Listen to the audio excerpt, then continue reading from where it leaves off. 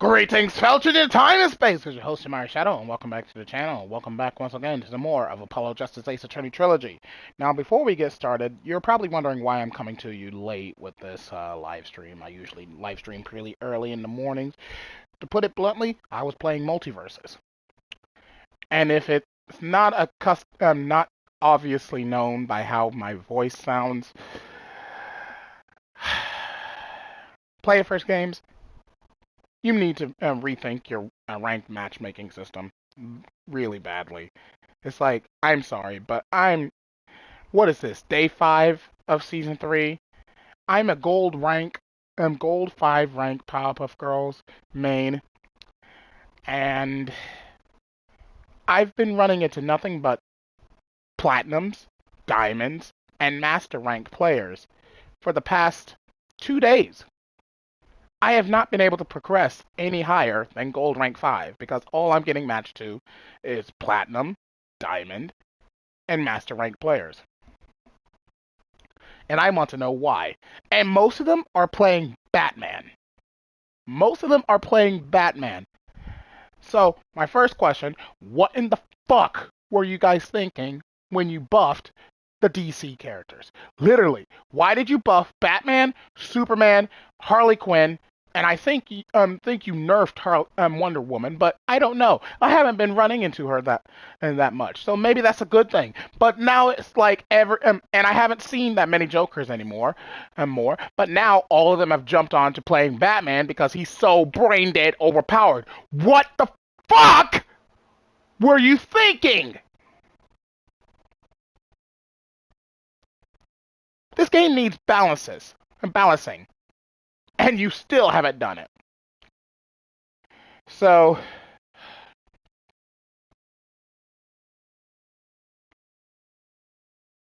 yeah, Batman is a problem right now.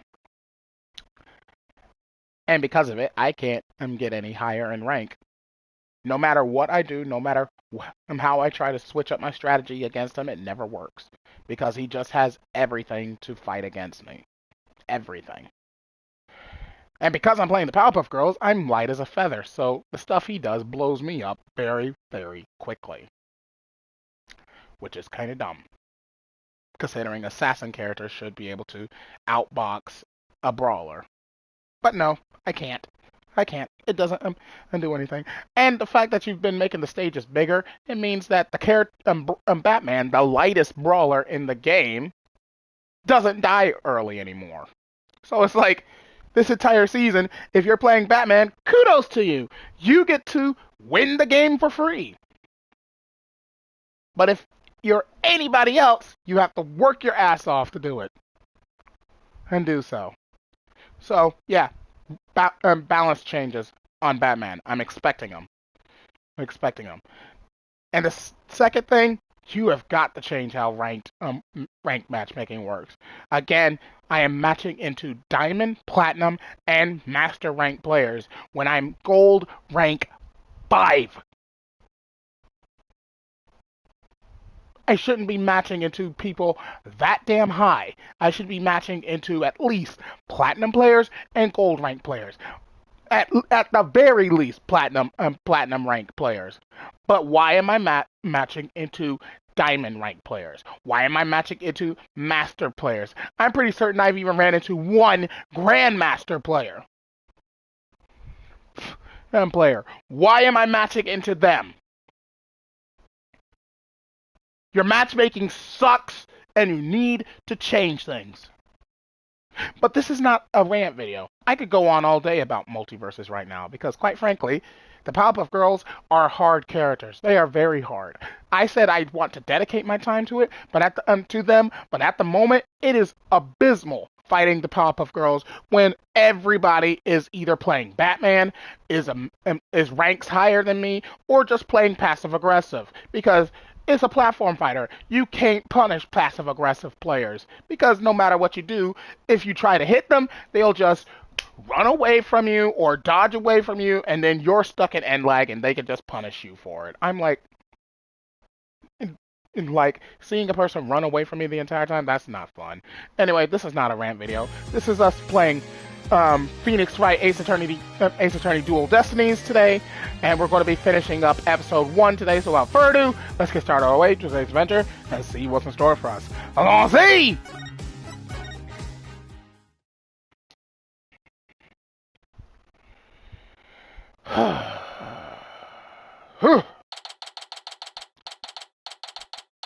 December 18th, 9:34 a.m. District Court. Defendant's lobby. Number 5. This isn't exactly how I envisioned the second day of this trial to start.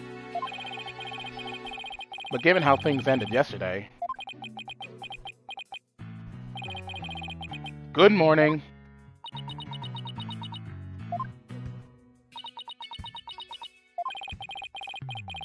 The mood sure is tense. Not that that's any surprise.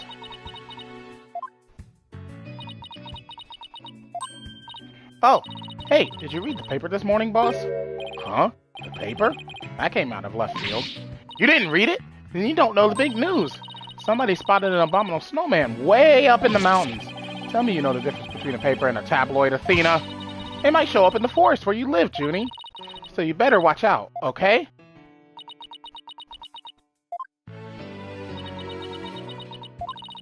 You really should read the story for yourself. I can't even begin to do it justice. Oh, justice? Huh? Oh, poor Apollo. And it's all my fault. Athena! Oh, Junie, what was I thinking? I'm so sorry.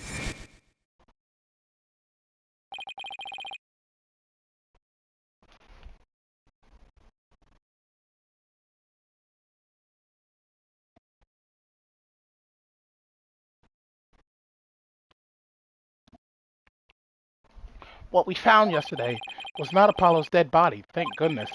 He'd been assaulted by someone with a blow to the head, and he was lying unconscious. We rushed him to the hospital right away, and it looks like he's going to pull through. But it was still quite a shock to stumble to a scene like that.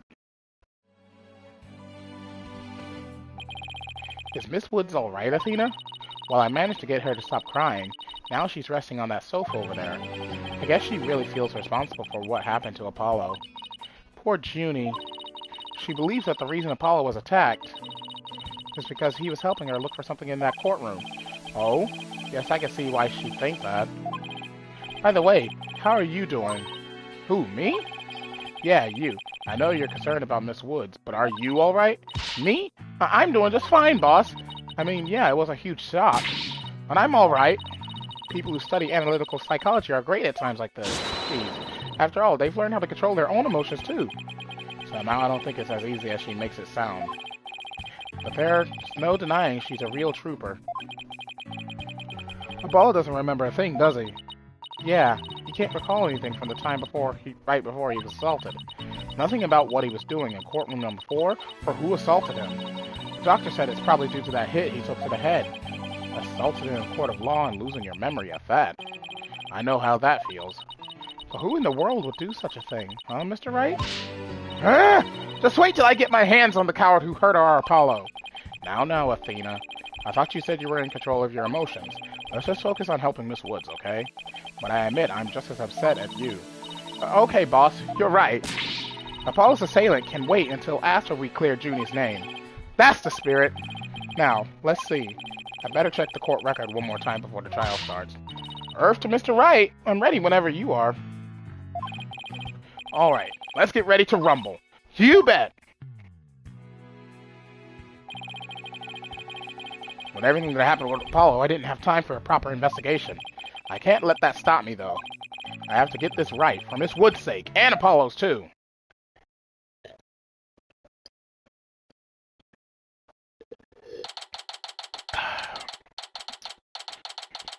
December 18th, 9:50 a.m. District Court, courtroom number 5.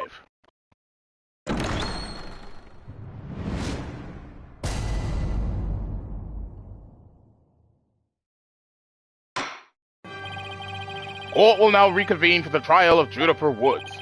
The prosecution is ready, Your Honor. The defense is also ready, Your Honor. Now then, I believe I instructed the prosecution to further their investigation. Were you able to locate the remote switch in question? I'm afraid the remote switch is still missing, Your Honor. I must say, I'm disappointed, Mr. Payne. Not angry, just disappointed. I apologize, Your Honor. Aha! Looks like the prosecution is just as unprepared as I am. There is a separate matter, however, that I would like to bring up during this trial. Drink me some water, because all that raging I did, my throat's a little hoarse.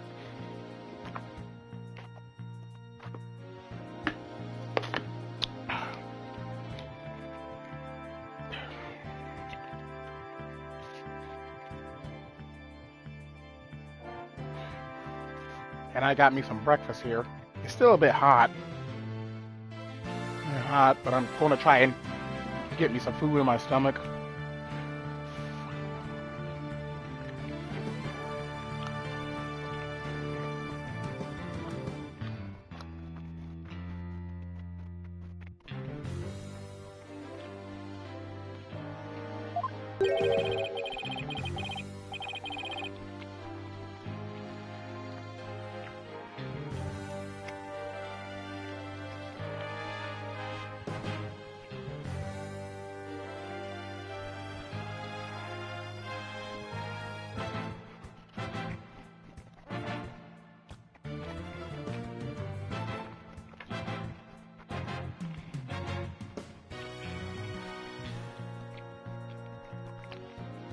Separate matter, you say? And what might that be?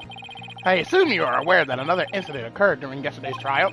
I'm speaking, of course, of the assault on Mr. Justice in the ruins of courtroom number 4. Uh-oh. Why is he bringing that up? Yes, what a truly harrowing experience it must have been. Poor Mr. Justice. At the time of the attack, Mr. Justice was not alone. He was with the defendant, Miss Juniper Woods. He isn't going where I think he's going with this. Is he? The prosecution wishes to indict Miss Woods on the charge of Mr. Justice's assault.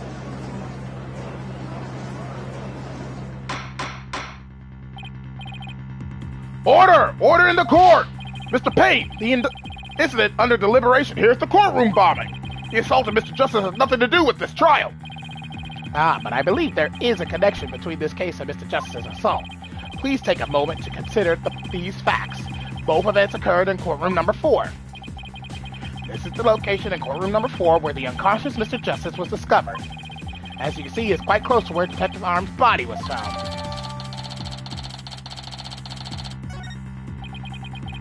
The question is, why did the culprit feel the need to maliciously attack Mr. Justice? Why indeed? What do you believe their motive to be, Mr. Payne? I believe Mr. Justice found something in that courtroom while Miss Woods was with him. Evidence that fingered her as the perpetrator of the bombing. You mean he found some incriminating evidence? Precisely. If so, I surmise that the defendant picked up a piece of rubble and hit Mr. Justice on the back of the head in order to silence him. Junie would never do such a thing. She was devastated when we found Apollo hurt like that. But Miss Sykes, please control your outbursts. It is the prosecution's belief that by deliberating on Mr. Justice's assault, we will draw ever closer to the truth of the courtroom bombing itself. Very well. Miss Woods is hereby officially indicted on the charge of assaulting Mr. Justice. What? Why are you listening to Mr. Toupee over there? Although, considering our conversation yesterday, I think Apollo might have figured something out. Wonder what it was. He told me, I'm going to look for evidence to clear your name, Juniper. Maybe the two incidents really are related after all. I would like to start by hearing from the defendant herself. Very well. Bailiff, please bring Miss Woods to the witness stand.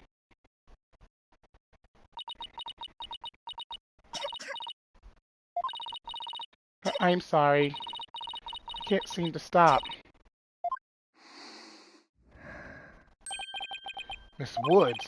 Yeah, she's still really upset about Apollo. Miss Woods, you went to the ruins of courtroom number 4 with Mr. Justice, did you not? Yes, I did. Good, good. If you would, then please testify about what happened to the court.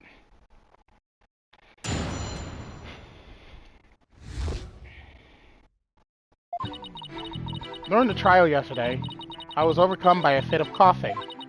Apollo stayed with me and we went to the courtroom ruins together. But then I was called back to this courtroom to give testimony. Apollo insisted on staying behind in courtroom number 4. I swear I didn't attack Apollo. Why would I ever hurt such a kind person? So Mr. Justice stayed by your side while you were feeling unwell. What an admirable young man. I thought his loud voice was his only outstanding feature. He may look like a little imp at times, but Apollo can be really nice too. Hope she didn't hurt her wrist backhanding that one out. One has to wonder, why did Mr. Justice stay behind in the ruins? I think Apollo might have figured something out. Something? What kind of something? Something to do with the courtroom bombing kind of something, I think. Oh-ho! New evidence for the case, was it? That's a very big kind of something, indeed. I believe so. He mentioned looking for some evidence when I was called away. Objection! Just as I thought. There is a connection between the two incidents. But the defendant has told a very big lie, Your Honor. What lie is that? When she learned Mr. Justice would be looking for evidence, she attacked him. She attacked him to give herself the chance to destroy that evidence. But no! I never! Objection! Miss Woods repaid Mr. Justice's kindness with violence. We found the proof of our foul deed there in the courtroom ruins. What on earth? Do you see it? There in front of Mr. Justice's right hand. Witness the message he left us. It's written in blood. W-O-O-D-S? Why isn't that? That's right, Your Honor. It says Woods in complete capital letters. What? I submit that Mr. Justice left us with the name of his attacker before he fainted. Apollo's assault photo added to the court record. No, that can't be true. Why would Apollo write my name? Mr. Wright, the nerve of him leaving that message. Why would he do this? Hey, don't take it out on me. I don't understand it any more than you do. When we discovered Apollo yesterday. Apollo! No! We didn't even have a chance to rush over to him. As soon as security heard Athena scream, they ran in and cordoned off the area. After that, they were there in courtroom number 4 with Apollo the whole time. We couldn't investigate anything ourselves and had to leave everything to the police. Still, I never thought they would find some bloody writing there. Now then, please begin your cross-examination, Mr. Wright.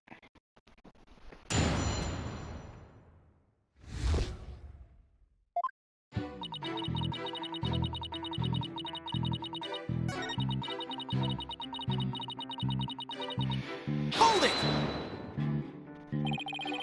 Why exactly did you go to the courtroom ruins? We went to look for my medicine.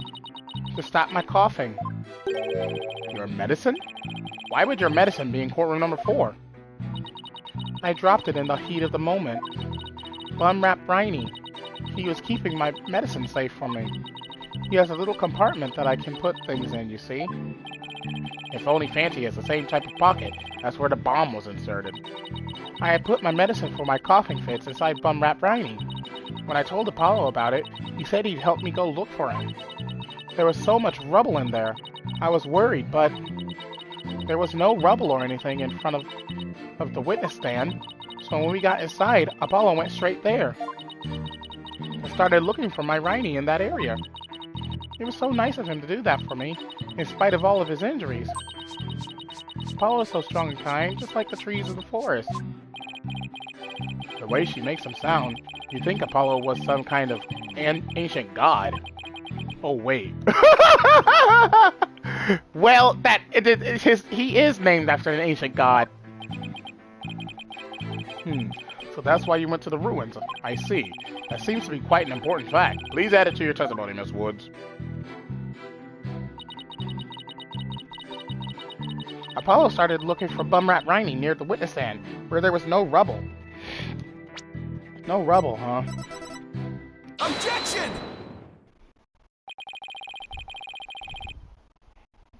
So we started a search with the witness stand, you say? That's right. I guess maybe he wanted to start from the furthest point in the room. He was being so brave. And strong. But that's odd. Under the circumstances, he shouldn't have been capable of that. But he was, and he still is. He might not look it, but he really is brave, and kind, too. No, that's not the part I'm finding fault with. Someone has a crush on Apollo. What you are claiming is something that no one should have been able to do. But I should think that anyone can be brave and kind if they wanted to be, Mr. Wright. True, anyone can be brave and kind, but if you would please take a look at this diagram. With a courtroom in this state, how was it possible to walk up to the witness stand? Oh! I see your point. The rubble blocks off access to the area around the witness stand. Does such a tiny inconsistency even matter? Perhaps the witness is simply misremembering it. Ugh. Great, now I'm not so sure it matters. A real man doesn't make mountains out of molehills, you know. And that's precisely what Mr. Wright does best. I call slander, Your Honor! So, was it really impossible to approach the witness stand? I have to say, it's a bit hard to tell with any accuracy from just this diagram. Mr. Pate, do you have any other photos of the crime scene? Let me see, Your Honor. Ah, yes, I have one more. Here it is. It's a more pulled back version of the photo I presented before.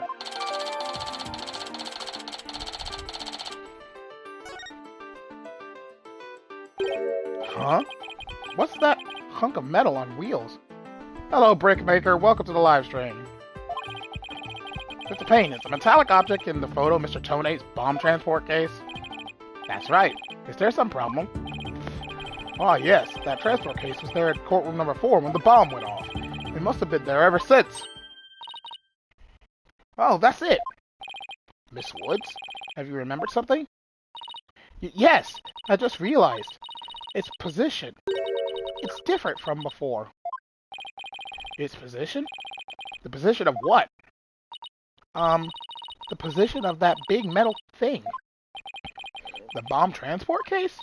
Yes, when Apollo and I went there, it was in a different place. Where the case is in the photo was open space, so it was easy to search the stand. I see. So where was the transport case when you and Mr. Justice saw it? As I recall, I think it was more to the right. Never played or watched Dual Destinies in my life, so I'm in for a surprise.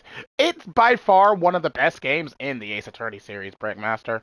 I highly recommend, if you haven't played it yourself, I highly recommend getting getting Apollo Justice Ace Attorney Trilogy and playing it for yourself. It is such a fun game.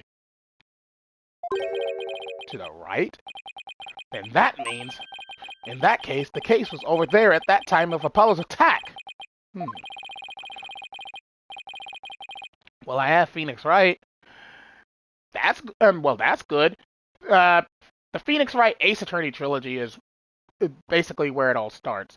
In order to get a full idea of the entire story, you'd want to get Apollo Justice Ace Attorney Trilogy 2. That way you'll have the entire collection.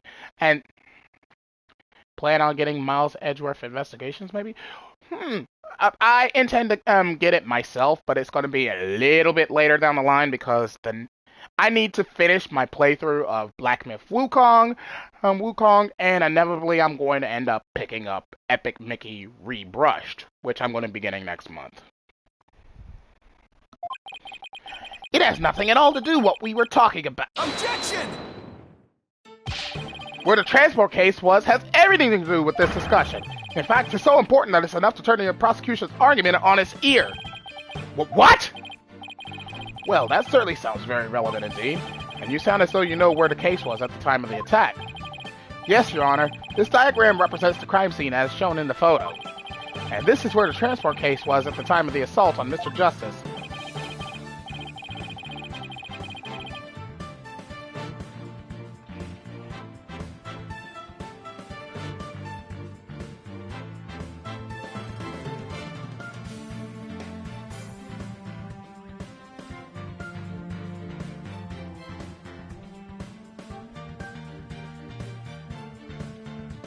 He sounds more calm.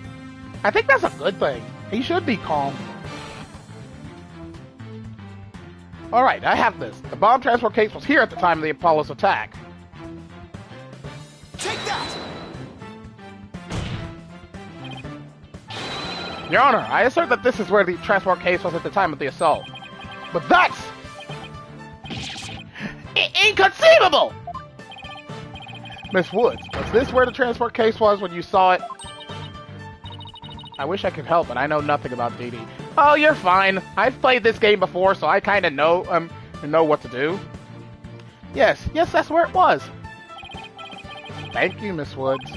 I'm sure the court has noted interesting facts about this position. The transport case covers up the writing in blood. Exactly. If the transport case was in that position at the time of the assault, then no message could have been written there because the case was in the way, which leads us to conclude that Mr. Justice couldn't have left that bloody writing. Why should we believe the defendant's claim that the case was in a different position? She's obviously lying.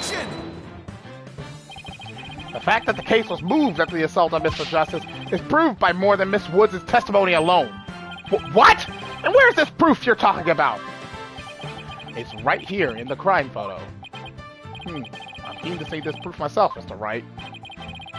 What in this photo indicates that the transport case was moved at the assault? Take that! Please take a look at the mark that runs over Mr. Justice's bandages here. I see it, but what is it? This mark was made by one of the casters for the transport case carrying the bomb. As the case was moved, it ran over his bandages. In other words, the transport case was originally to the right of Mr. Justice. Then, after Mr. Justice was assaulted, the transport case was moved. What? Just as Miss Woods said, the case was covering the writing at the time of the assault. Therefore, it was impossible for Mr. Justice to have left that message in blood. No!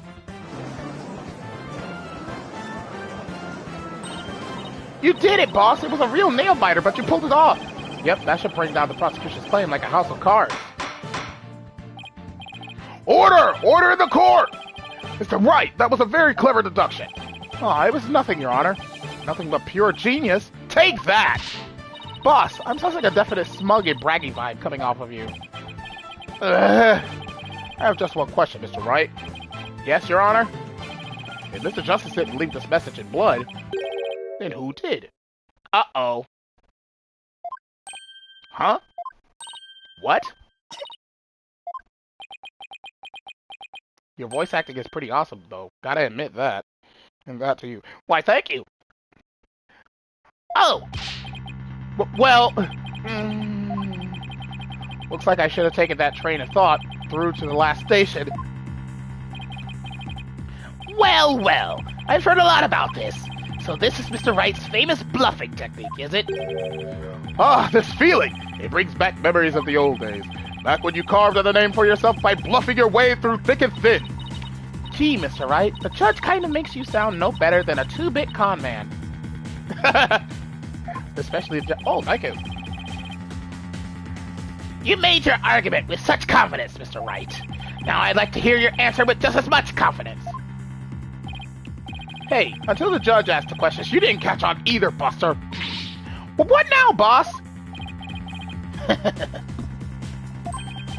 I hope you didn't bluff your way into a corner. Think, Phoenix, think! There must be a way through this. I have to dig my way to the truth somehow. Who could have written that message in blood?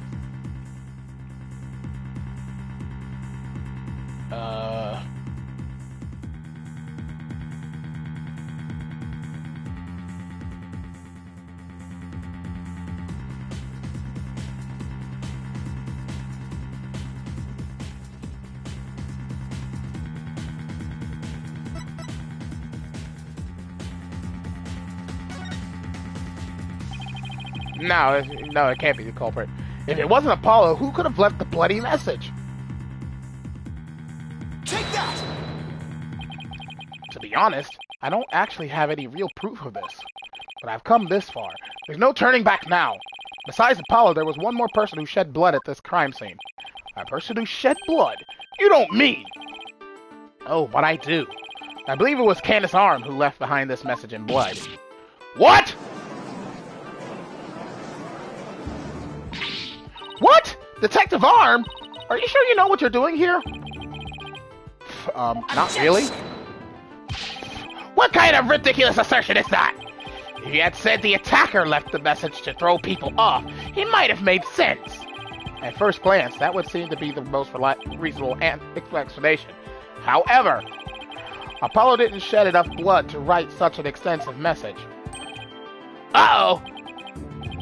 Ah, I see! Even the photo makes it clear there wasn't enough blood to write all those letters. And Mr. Justice did survive. I suppose he didn't bleed very extensively in that case. Well, why would Detective Arm write the defendant's name? There's no connection between the two whatsoever. And I didn't even know the lady who was killed. I admit the investigation didn't turn up any connection between the victim and defendant. They had never even met each other. That's very true. Well then, let's see. Then maybe the intended meaning of the message is not what it appears to be. The intended meaning? Not what it appears to be? Maybe the message was not intended to be Woods. Coming from you, that's quite the bold statement, Mr. Wright. You wish to assert that this bloody writing could have some other meaning? Yes, Your Honor. For something I pulled out of a wormhole, it could turn out to be true, right? It clearly says Woods, as anyone can plainly see. What other meaning could it possibly have? McKenna's arm was a detective. Maybe Woods only means something to the police, like a police scanner code, for some example. I didn't think of that. You may have tricked his honor, but you'll never get the best of me. I have a thing for studying on the weekends, as you may have already guessed, and there is no such radio code as Woods in this state, dear Mr. Wright. Is that a fact? Don't look at me. I know as much as you do about police codes. Enough of this! I was quite taken with the defense's new theory. But if they can't substantiate it with anything, then I must end things here. No, please wait, Your Honor. Very well, but before we discuss this theory any further, I demand a plausible explanation. So, Mr. Wright, what is the true meaning of the bloody writing? Well, I believe it's... And no stalling! If you can't come up with an answer quickly, I will declare this discussion officially over. I'm in trouble now. What other meaning could it have besides the obvious one? Maybe it means something in another language? Or maybe it's a code? Think, Phoenix! You could do this! Which piece of evidence will tell us what the word Woods really means?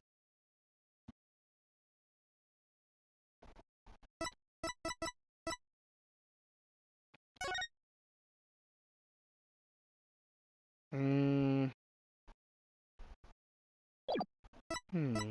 think it's this. The bomb transport case? I've about had it up to here with your shenanigans, Mr. Wright. Take a look at the numbers on this case, Your Honor. L10015R. Doesn't this string look vaguely familiar? L100... What does that have to do with anything? What could those numbers possibly have to do with the case at hand? Now please take a look at the bloody writing shown in the crime photo. Oh, I think I see it! That a girl. That's one on my side. It says Woods.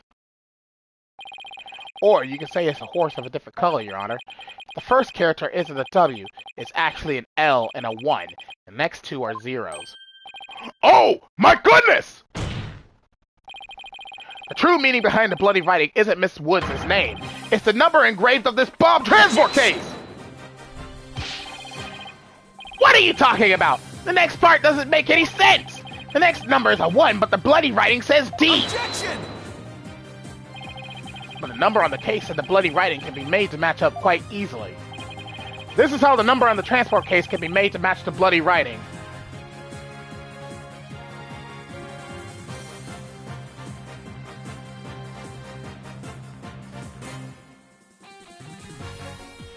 You erase 2 lines.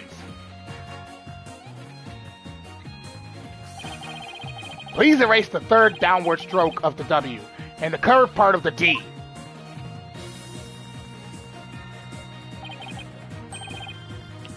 Well, would you look at that? L100IS? No, Your Honor, it isn't meant to be read as a word. It's the number L10015, which, if you take away the final R, is the exact same number that's on the bomb transport case. Erase 2 lines and they match up, you say? Well, I can change anything into anything else simply by erasing 2 lines. What if you erased 2 lines from your name? Would you be happy as Mr. Rye? Well, would you, Mr. Rye? The only right spelling is right! Okay, I'm doing pretty well, and I think I've drawn the right conclusion. This is ARM's real message to us. It's bomb transport case number. Your Honor, the true lines were added by the real couple to intentionally mislead people. What? The original message Detective Arm left behind was the transport case number, but whoever assaulted Apollo changed the message. If you're right, boss, then what do you suppose that Detective Arm was trying to tell us? Good question. What does this number represent? Do you see this number here? That is my identification number. Candace Arm lost her life in the courtroom bombing. Her dying message could only have had one purpose. No! To tell us the name of the one responsible for the bombing. Well, don't keep us in suspense, Mr. Wright. Tell us who she was trying to name. The culprit that the victim was trying to identify is none other than Ted Tony! Take that! The defense wishes to indict Mr. Ted Tony on the charge of the courtroom bombing. Ted Tony! Apparently disabling bombs isn't Mr. Tony's only specialty. Somehow the victim must have realized that he was the bomber. So when she was caught in the blast, Dumbledore said calmly,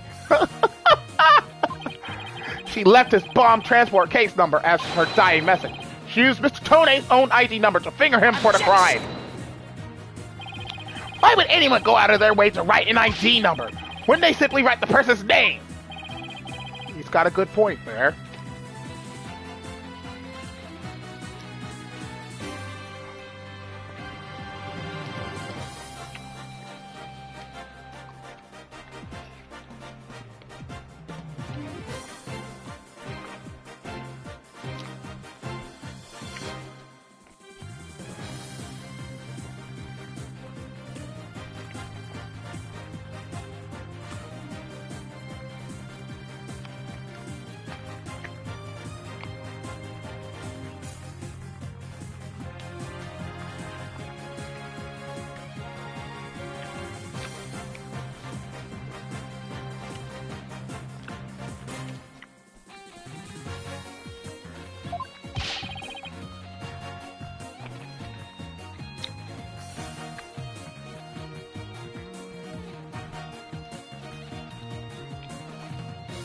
give me a minute. Mouthful of food.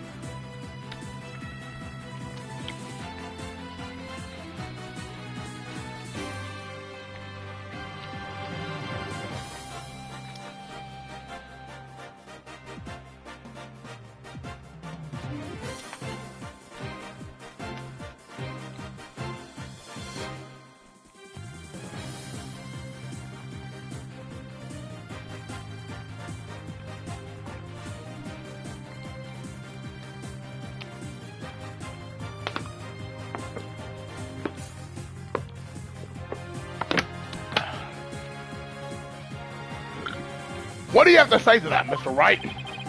And only Detective Arm would know the answer to that, but allow me to offer a theory.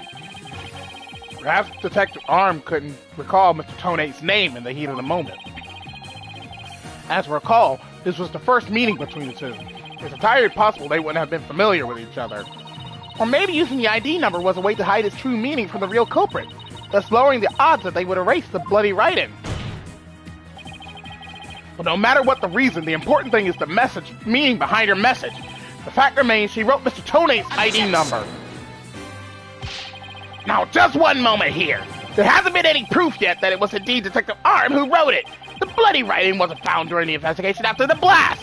If Detective Arm had left the message, it should have been found at that time. Naturally, Mr. Tone hid it before anyone could discover it. And there's a simple explanation for how he was able to do so.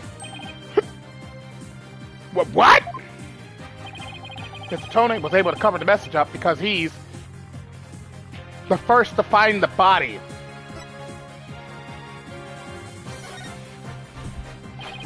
The first person to discover the bloody writing was Mr. Tone himself. I was the first one on the scene after the explosion. I went there to ensure safety, but I ended up discovering a dead body. When Mr. Tone saw that the victim had written his ID number, he used the bomb transport case to cover up the bloody writing as a stopgap measure. Oh, so that's why the message in blood was under the transport case. He didn't have enough time to try and scrub away the writing. If he didn't report the body right away, he would look suspicious. So those letters lived on to serve another function, when Mr. Tone used them in another incident. Oh, the assault of Mr. Justice! Exactly. Mr. Tone hit upon a plan to use the bloody writing for his own purposes, so he didn't clean it away. Instead, he made it look like Mr. Justice wrote it, by adding 2 lines to the writing that Detective Arm left behind. He changed the meaning of the message. He made it look like Mr. Justice was accusing Miss Woods of the attack. So that means the only person who could have altered the bloody writing was the courtroom bomber, who was the same person that assaulted Mr. Justice. And that person is Ted Tone! Ah!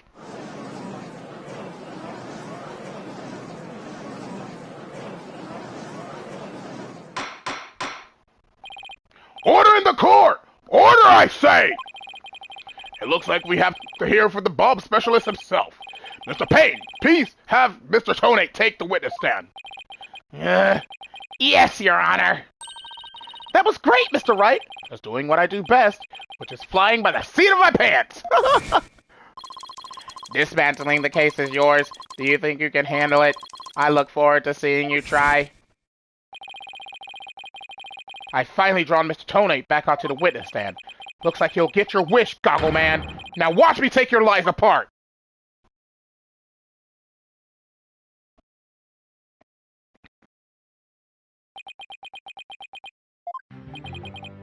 Mr. Tone, I'm afraid we have a few more questions for you. I understand the situation, Your Honor. I was keeping a close eye on the proceedings from the gallery. The allegations are all laughable. I wouldn't be laughing if I were you, Mr. Tone. The message in blood matches your ID number. The same ID number that is there on that bomb transport case. Such a far-fetched theory. No better than a tangled ball of wires. I'll have them untangled for you in no time at all. You were the first person on the scene after Detective Arm left her message in blood. You were the only one who could have hidden the writing and then used it again later. I see, ×2. But then, let me ask you, do you have any proof that Detective Arm wrote that message? That's a very good question. Well, do you, Mr. Wright? The best way to prove that Detective Arm wrote that message is to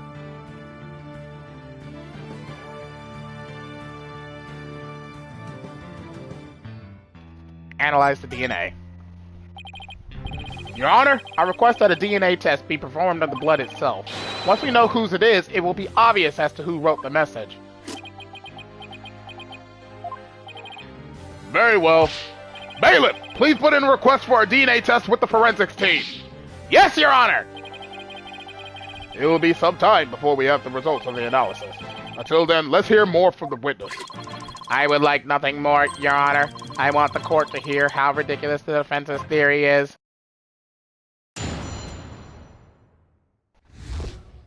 after the explosion. I admit I was the first one on the scene after the explosion, but there was no bloody writing there at the time. Anyway, there is no way Detective Arm could have written it. She struck her head on rubble and died near the courtroom entrance. She was too far away from where the bloody message was found.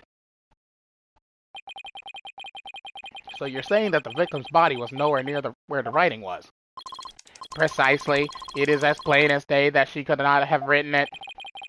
It's true that the body was discovered near the entrance to the courtroom. Please have a look at this crime scene photo. As you see, there is blood on the rubble near the victim's body. She must have died after hitting her head there.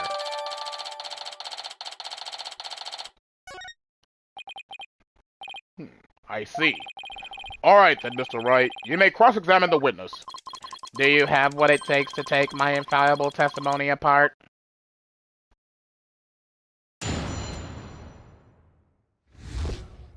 Well, this one's very easy.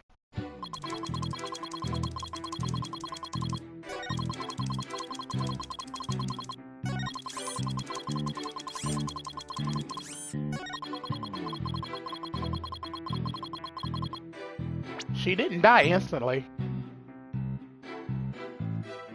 Objection! You are a terrible liar, Mr. Tonate. Take a look at this autopsy, specifically the part about Detective Arm's head injury. Cause of death: trauma to back of head caused by impact with a flat object. Yes, what about it? Now take a good look at the bloody piece of rubble. It's sharp and pointed! Hey, you're right, boss. It is pointy, just like your hair. That is odd, isn't it? What could be the meaning of this contradiction? I believe it means the victim did not hit her head on this piece of rubble. The blood stain you see is just another fabrication. Its purpose is to mislead us into thinking the victim died near the courtroom entrance. Are you claiming the culprit moved the victim's body? That's exactly what I'm claiming. The victim hit her head at some other location, most likely on the floor or some other flat surface. Ooh, hiccups. And this location was somewhere near where the bloody writing was found. In that case, she definitely could have written the message. Your Honor, I have the results of the bloodstain analysis. Ah, very good timing. Let's take a look. According to the report, the message wasn't written in Detective Arm's blood, and as the defense claims, only the parts of the message that were added afterwards were written in Mr. Justice's blood. It would appear that the defense's assertion is correct after all. Yes, you did it! You were right, boss! Now I have to drive it home. I'll have to take a good look at the bloody writing analysis later. Let's take a look at it now. DNA analysis definitely proves the blood of the writing to be that of the victim, Candace Arm, age 27. However, the lines that were added later were found to be written in the blood of Apollo Justice, age 23.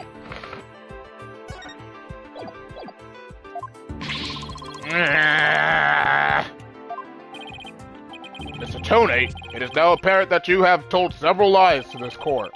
I hope you have some sort of explanation for yourself.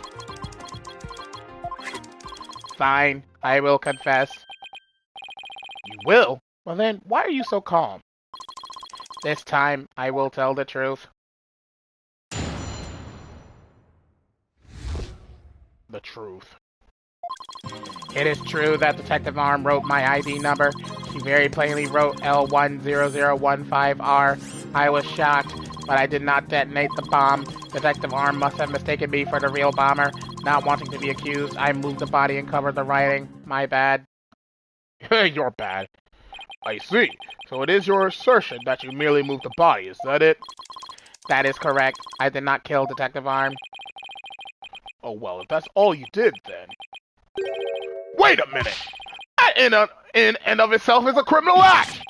Glad to see you finally crossed the finish line, Your Honor. Very well then. Your cross-examination, please, Mr. Wright.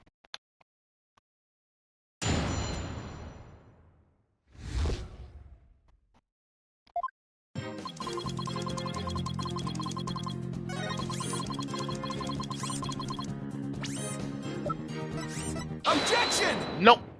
Nope.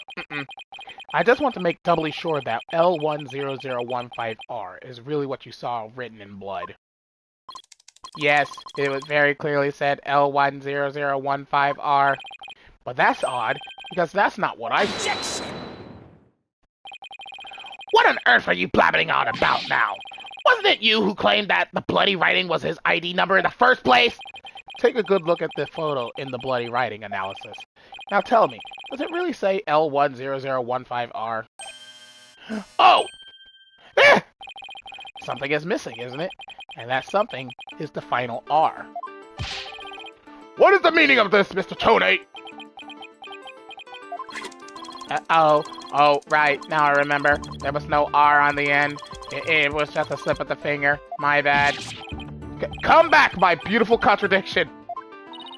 Mr. Wright, I'm not so sure it was just a simple slip of the finger. You have something for me, Athena? I sense that he's extremely agitated, almost panicked. He does look pretty flustered. Well, Mr. Wright, it appears it was nothing more than a mere mistake.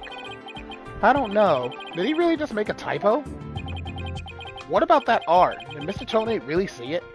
He thought he saw an R. Well, I guess everybody makes mistakes. Even I get Mr. Justice and Miss Sykes here mixed up sometimes. I just don't believe it, Mr. Wright. What, did I get you too confused?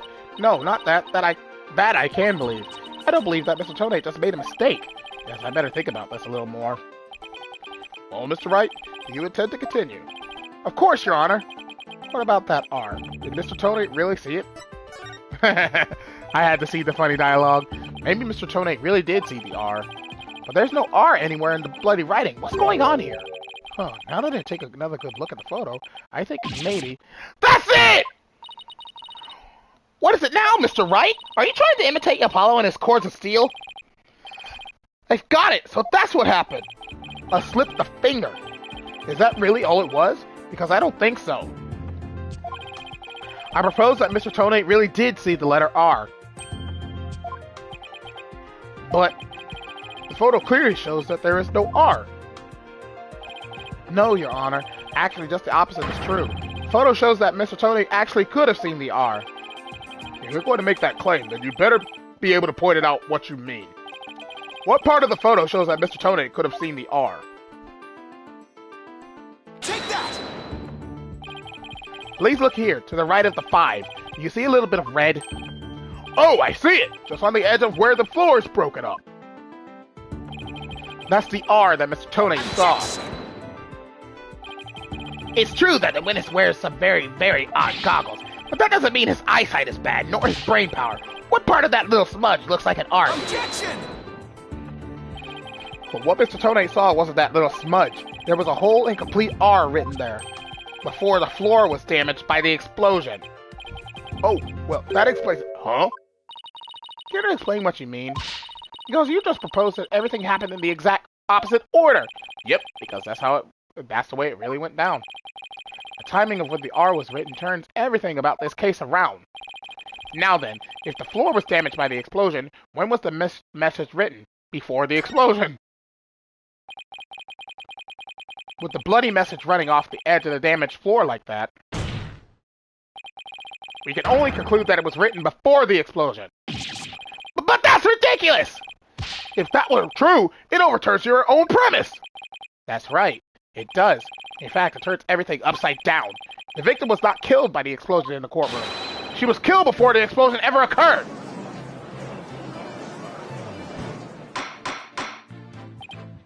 Order! Order in the court! What kind of preposterous claim is that? Have you forgotten that the victim's body was found at the scene of the explosion? True, but consider this scenario. She was hit on the head and killed before the explosion, or even before the trial began. Her body was subsequently placed in the courtroom ruins after the bombing occurred. That way it could be made to look like she was a victim of the blast. What? It sounds like we had better look into what the victim was doing before the trial. Mr. Pate, did anyone see Detective R before the trial? Let's see. According to the police report... here it is. One person. One person saw the victim before the trial. And that person was... Ted Tone. Wait, what? No one besides Mr. Tony saw the victim. That appears to be the case, Your Honor. I would now ask the court to recall something, specifically Mr. Tone's words from yesterday. It was when Detective Arm and I were transporting the bomb. Oh my! Mr. Tone, just before the trial, you were with the victim. The two of you were together at the scene of the crime, courtroom number 4. Ah! Your Honor, the defense requests new testimony from Mr. Tone. We wish to hear what he has to say about his whereabouts just before the trial. Mr. Tone, your testimony, please. My testimony, there's no need for. He's completely unnerved, Mr. Wright. You must have hit the nail on the head. Because all I did was transport the bomb to the courtroom. I already told you. Ah! Blast this thing! I was only in the courtroom with the victim because of our work! I swear I was only transporting the bomb there! You and the victim were alone together at the scene of the crime. In other words, you certainly had the opportunity to commit murder, did you not? Do you always leave yourself so open to attacks, Mr. Wright? What now, Mr. Payne? Yes, Mr. Tony may have had the opportunity to kill Detective Arm. Important piece of your assertion is missing. What important piece? Motive? The murder weapon! What do you claim was used to kill the victim? Mr. Payne has a point! Even if Mr. Tony had the chance, without a weapon, we can't accuse him of the crime! Well, Mr. Tony... Oh, yes, that's right! I didn't have any sort of thing that could be used as a murder weapon on me. I couldn't possibly have killed Detective Arm. Did he really have nothing he could use as a murder weapon? What is it, Athena? Just looking over the victim's autopsy report. I'm hoping there's something in here that can point us in the right direction. Well, it does say that she died from trauma to the back of the head with a flat object. Yeah, and to inflict that specific kind of injury, all you would need is a flat surface, right? A heavy, blunt object with a flat surface could definitely be our murder weapon. Well, Mr. Wright, can you indicate for the court what was used to kill Detective Arm? I believe I can. Believe being the key word here. You can! Then please do so now. What did Mr. Tone have that could have been used as the murder weapon? The bomb itself. Mr. Tone, you say you didn't have anything that could be used as a weapon, but in fact, you had the perfect thing. What? What the devil are you talking about? You had this. That's the bomb. I thought you were trying to prove that the victim wasn't killed by the bomb blast. The bomb blast, no, but I believe Candace Arm was killed with this bomb. Because this is the blunt object that delivered the fatal blow to her head! Gah! Please recall the description of Detective Arm's head wound. Trauma to back of head caused by impact with a flat object. We assume this injury was sustained when her head hit the floor. But a blow from any flat side of this bomb would produce the exact same wound pattern. Ah! Ah!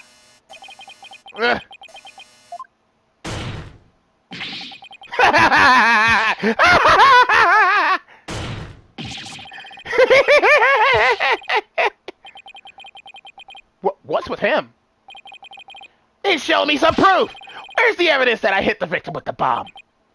Ah! He's right! I don't have anything decisive! Did you find any of the victim's blood on the bomb? That would be decisive proof, but too bad! The bomb is blown to bits! It's long gone! Boom! Game over! Yeah! Mr. Wright, is there really nothing on the bomb in the photo? Ah! I don't see any blood or anything! Wait, the timer display is a little broken here. Maybe it broke when it made contact with Detective Arm's head.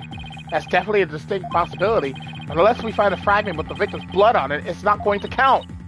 I guess you're right.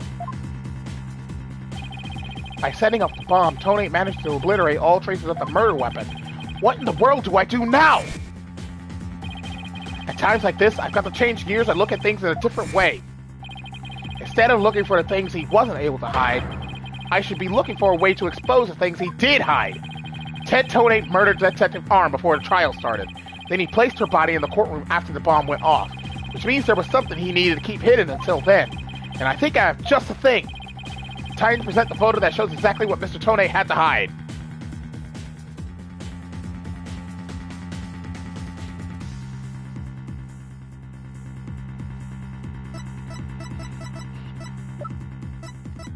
Take that!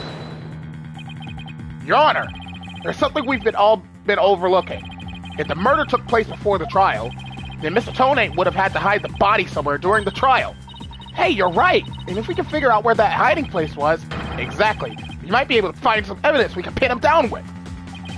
So where could Mr. Tone have hidden the body during the trial? Take that! Wait, a box big enough for a body. A box that was in the courtroom the whole time. A box nobody would touch if they thought there was a bomb in it. Mr. Tone! What is it? Do you finally have some decisive evidence to show me? No, you're the one who's going to show it to me. Come again. You heard me. Now, show me what's inside that bomb transport case! What? Why? No, there's no need! I've got him now! Just before the trial, you killed the victim with a blunt object. And then, you placed her body in the ruins of the courtroom after the bomb went off. Clearly, you were trying to make it look like she died in the explosion. But where was the body hidden during the trial? Oh, I hadn't thought of that! The answer is right here. Inside a box made of thick alloy plating that can withstand any impact. No, that's completely false! If it's false, you should have no objections to showing us your transport case. So, let's open it up and take a look inside, shall we?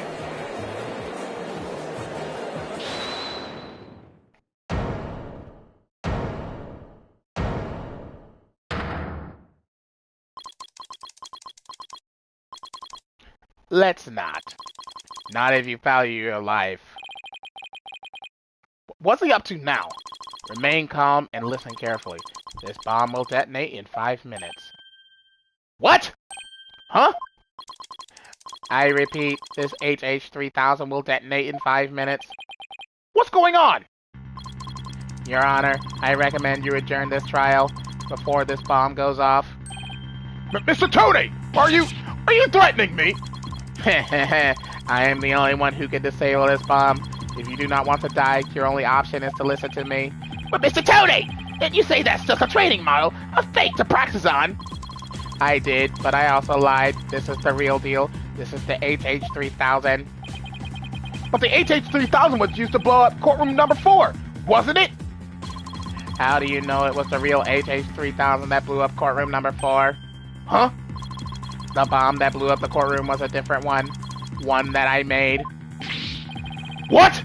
Then, are we to take that as a confession on your part? Take it any way you would like. Just before the trial, I took the HH-3000 out of the stuffed animal and put my own bomb into it. That was the bomb that exploded and destroyed courtroom number 4. But Mr. Tone, please be reasonable. You really expect us to believe a crazy story like that? The HH-3000, it is so unique. I had never seen anything like it. It is so unique that I could not replicate the detonation mechanism, so I just had to have it. Besides, did anyone look inside the stuffed animal during the trial? Did anyone check to see if it really was the HH-3000 in there? I must confess, no one opened the stuffed animal to check. So there really is a possibility that the bomb was switched out! No, not a possibility. A certainty. I did it. So he's had a real bomb with him this whole time? You had better get out of here while you can. You do not have much time.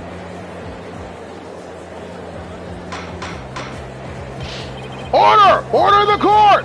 I'm out of here! It's gonna blow! Run!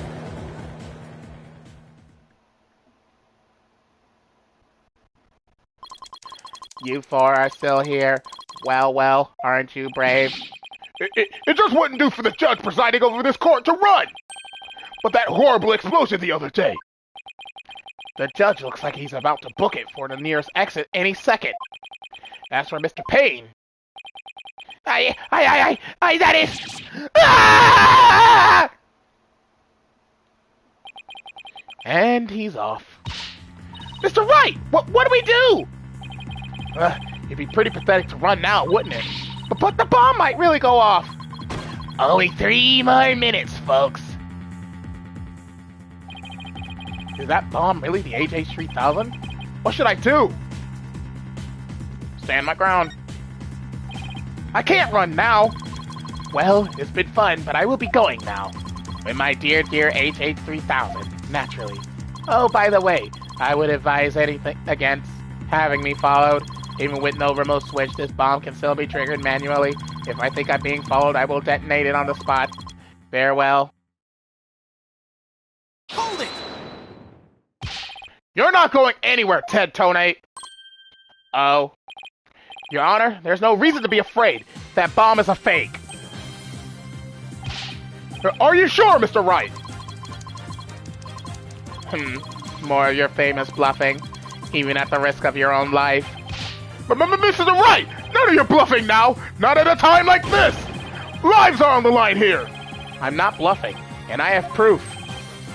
You do? Yes, of course, Your Honor. It's right here in the photo of the bomb, clear as day. Proof that Mr. Tonate's bomb is not the real HH-3000. Really? Out with it then, immediately! Where's the proof that what Mr. Tonate is holding is not the real HH-3000? A cracked display. Take that! The display for the timer on the bomb in the photo is broken. Most likely it broke when Mr. Tonate used the bomb to attack Detective Arm. But the display on the bomb in front of us is not broken. Oh, you're right! Therefore, this is not the real HH-3000. Mr. Tonate was clearly lying when he said he switched out the bomb and the stuffed animal. The real HH-3000 blew up in courtroom number 4. This bomb is nothing more than a fake, a model used for training purposes. Ah! Fear not, Your Honor. I will examine the inside of the bomb transport case myself. Yes, please do that, Mr. Wright. No! Stop!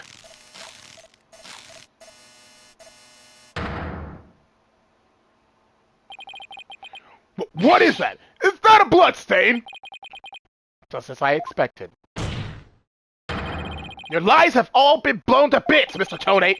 I'm confident DNA analysis on this bloodstain will confirm that it's Detective Arm's blood, and that those results will conclusively prove that you murdered Detective Arm. How about it, Mr. Tonate? Think you can dismantle this decisive evidence?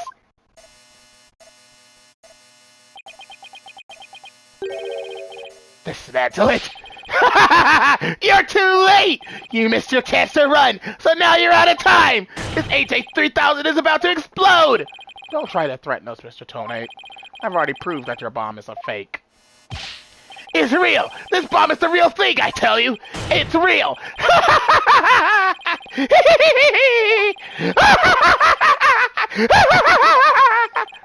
Mad Bomber, party of one. There's no time left! It's going to blow! I have to disarm it! I have to take it apart! I can dismantle anything!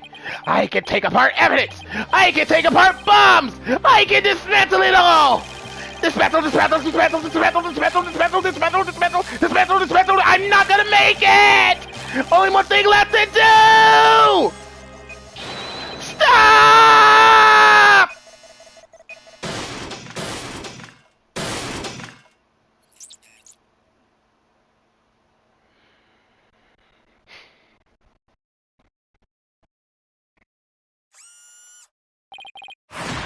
Made it!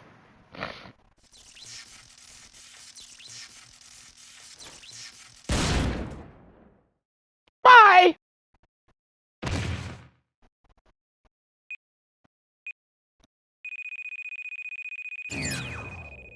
Game over. Dismantle attempt failed.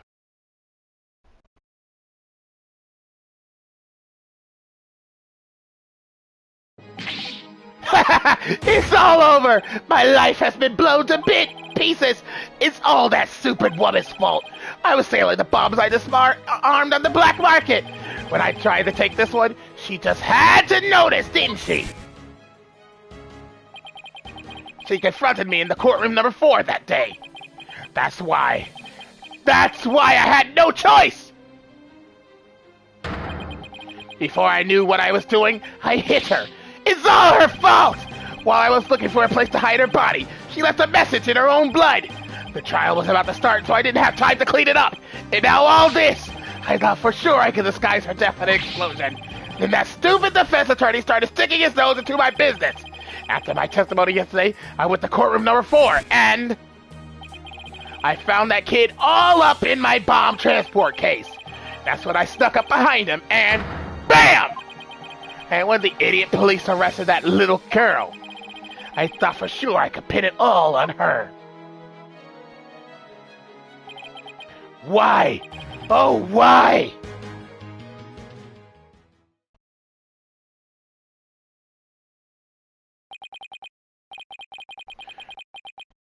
Ted Tone, you are hereby under arrest on suspicion of the courtroom bombing and the assault on Mr. Justice.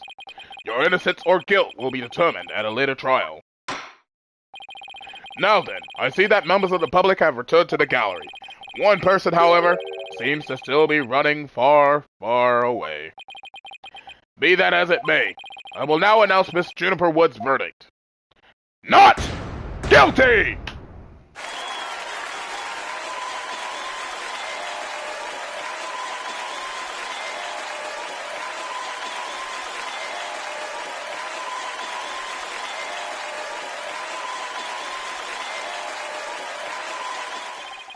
Court is adjourned.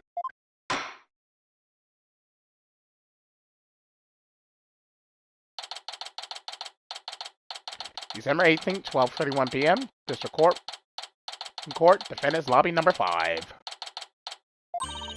You did it, boss! Yeah, I guess we managed to pull it off somehow.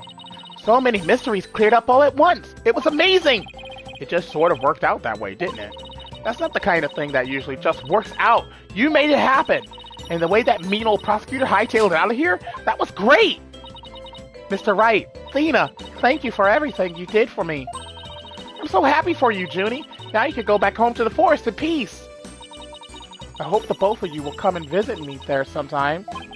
That would be nice. Thank you for the invitation. I don't know, Mr. Wright. I'm not so sure you could make it all the way up to Junie's house. How high up do you live again, Junie? Around 3,000 feet, I think. What? That's no forest. That's a mountain. But you know, boss, there's something that still bothers me about the case. One little mystery we never got around to solving. Oh, that? Yeah, I was wondering about that too. Is this the unsolved mystery you're thinking of?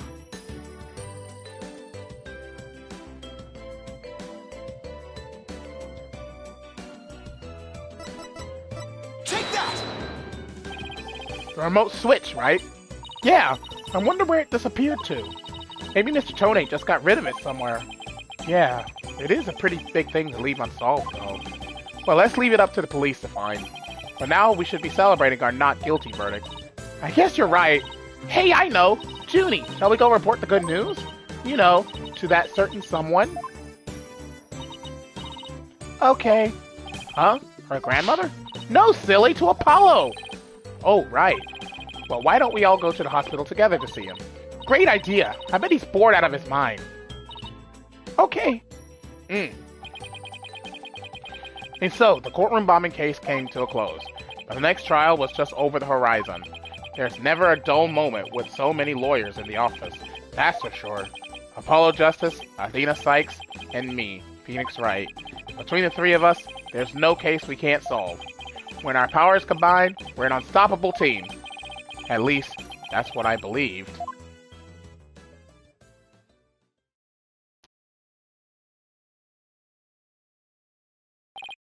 But all of that changed with what Apollo said to us that day. It was something that would put my faith in us to the ultimate test. Date unknown. Time unknown. Write anything agency.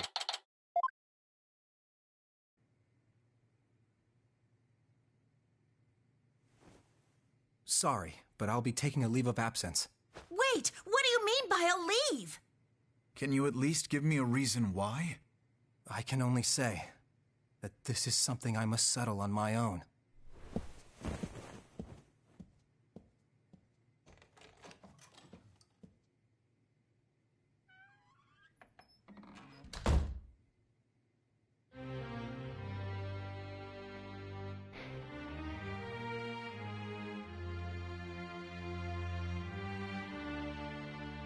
Oh, why, Apollo? Why are you shutting us out?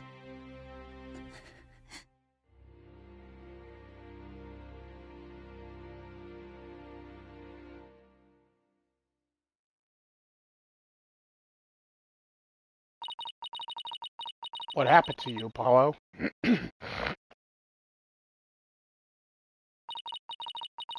Ever since you put that jacket on, you've changed.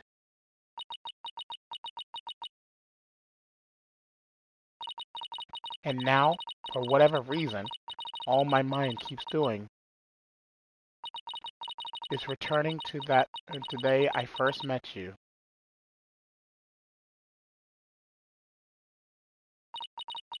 We had tackled our first case together, he and I, this past spring. And as we did, I came to know who he is and how he thinks.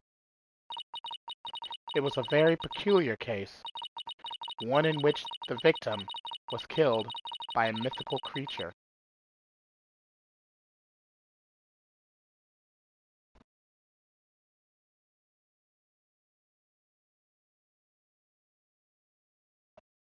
Chapter 1 complete.